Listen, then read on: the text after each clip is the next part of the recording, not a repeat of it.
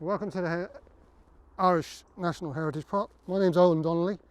I'm a woodwright and a traditional skills person working with wood.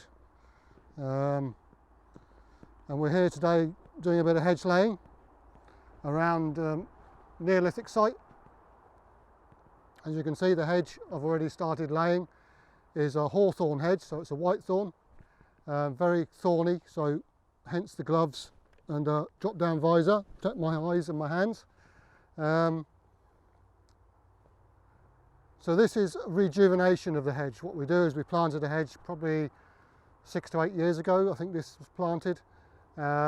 It's got tall now and fairly spindly. So what we want to do is we want to rejuvenate it from the base up. So this is where hedge laying comes in.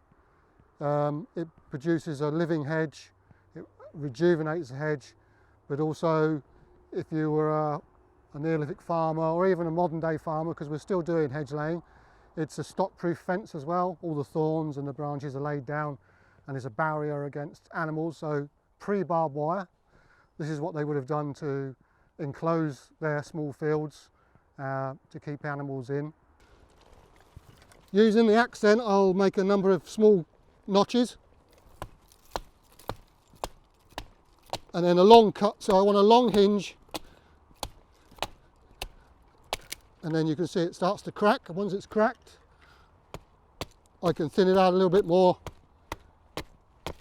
and make it more flexible. And now you can see that it's free,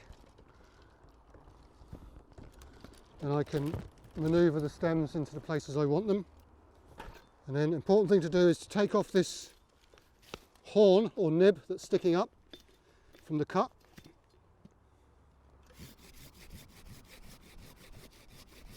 If this is left in place, then it starts to rot off, and then you start getting diseased wood and rot going down into the root plate, which will weaken the hedge. So we take those off. And on the bigger hedge, obviously, these bits and pieces can be saved for firewood, fuel wood. And then it's back to the next stem, and again we're looking to see where this is going to go, how it's going to fit, what we need to trim off. And you can see, so as you can see, nice long cut, thin it out to make it flexible. So we're going sort of 80% of the way through. So again, if you're looking at a piece of wood, you're looking at how it's constructed. We've got, even on this young tree, we've got the bark on the outside. Just inside the bark is I suppose the people call it sapwood, but it's kind of Cambrium. It's a living tissue just inside. And then in the middle you've got the heartwood, and you can see we've gone through the middle and we're back down to about 80% the way through, and that's where the flexibility is in the hinge. And then when we clean that off, the other thing we're doing when we clean this horn off is we're giving it an opportunity to seal itself. If that was sticking up in the air, the Cambrium wouldn't be able to get round. So now what happens is the sapwood or Cambrium just inside the bark, that's the repair material for the tree. That'll grow back and it'll form a little horseshoe round there, and slowly over the years it'll close in and you'll have maybe a little slit or a little line down the middle, but that'll be a solid hinge, back to a solid stem again. So we'll just sort this out.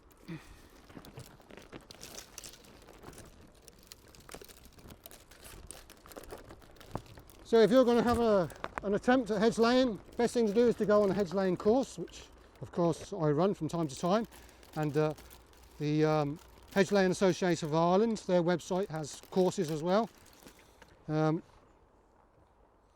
Interesting thing to learn, good day out. A few golden rules though if you can have a go at yourself. Always lay the hedge uphill. If you've got a slight slope or gradient, lay the stems up the slope. Nice long cuts to make it flexible. Don't try and cut up from the ground that way, because as soon as you bend it, it'll shear out. So down, long cuts down, flexible hinge, very low to the ground, as low as possible to the ground. It's okay on stony ground, sometimes it's not possible, but keep them as low to the ground because you're trying to rejuvenate from the ground and get a good sort of filled in base. We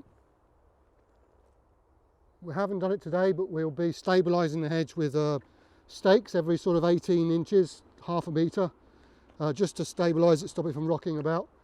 But you could use a thing called a gowlogue, which is a pin, a hooked pin, along the hedge, and that would hold it down as well.